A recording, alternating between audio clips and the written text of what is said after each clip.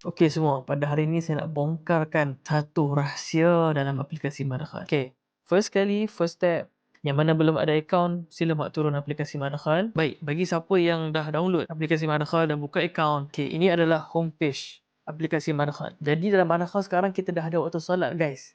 Solat ni kan penting untuk kita tahu waktu, kita tahu pukul berapa ada solat. Jadi dekat sini dah ada dah. Macam mana nak tengok? Just open location, okay, onkan location, kemudian nanti dia akan terus detect dekat mana kita duduk. Macam saya sekarang dekat Selangor, so dia akan keluar terus. Daripada subuh sampailah Isyak. So mudahkan untuk kita detect dan untuk kita tahu bilakah waktu solat. Jom buat turun sama-sama dan gunakan manfaat waktu solat ni dengan sebaiknya supaya kita semua dapat saham di akhirat kelak.